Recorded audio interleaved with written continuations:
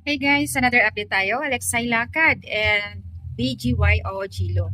Guys, di ba kahapon may GS Prom ang lahat ng mga love team, mga bagong season doon sa PBB. Yun nga, kahapon doon mismo ginanap sa Alabang, the Bellevue, Manila. Ang dami-daming mga love team na doon.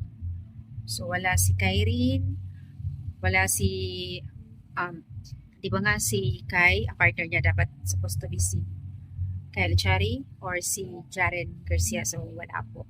And then, Alexa Ilacad, wala rin. Ang expect ng karamihan na may partner siya, si Jello or either Kiko. Pero, alam naman din ng lahat na hindi mangyayari na magkakaroon ng partner si Alexa kay Kitty kasi nga, nagbigay na nga ng announcement na totally wala na sila. Wala, no more love team na at wala na rin silang communication at all. Expect naman nila ay si Jello, BGYO. Wala din si Jello. So yun yung hinahanap nila. Nagtataka ang karamihan bakit walang partner si Alexa as in solo lang niya. And then ando naman si JM Fiang and then si Franceth at iba pang mga love team. Yung in-expect din ng iba na magkakaroon ng partner si Kai Montinola. Siguro nga dahil ang hirap pagka dalawa yung involved na magiging love team eh. Kasi madalas na nagiging partner ni Kai si Kyle. Kyle Echari doon sa ASAP kung saan saan sila nakakarating. Pero doon sa PBB pa lang, sa loop pa lang, ang nagiging partner talaga love team binansagan, Kyrene, si Jaren Garcia. Nagkakaroon ng conflict na nakapasok si Chari. Kaya siguro, ninaigi na rin na hindi natuloy mo ng partner si Kai, hindi umatin kasi nga hindi malaman kung sino maging pwede ko partner niya doon.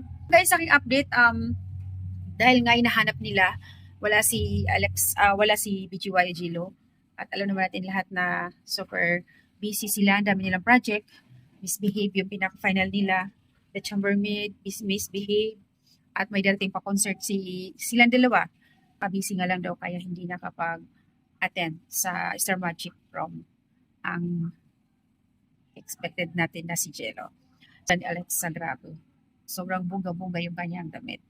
At nakikita natin guys, pansin nyo, sobrang ganda. Ang ganda ng, hindi ito ha, pang real talk lang. Kasi nung nasa PBB, nakikita naman natin ha, kasi sa totoo lang kaya na-bash siya doon, isa din yun.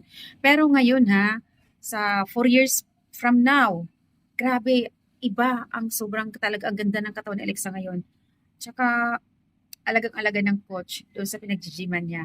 Kaya, ang ganda ng impact, ang ganda ng resulta ng katawan niya. Sobrang napakaganda, sexy. Tapos bongga pa yung suot niya kahapon. Isa kanyang update, Alexa Ilacad. So, thank you guys so much. My kiddy likes as usual.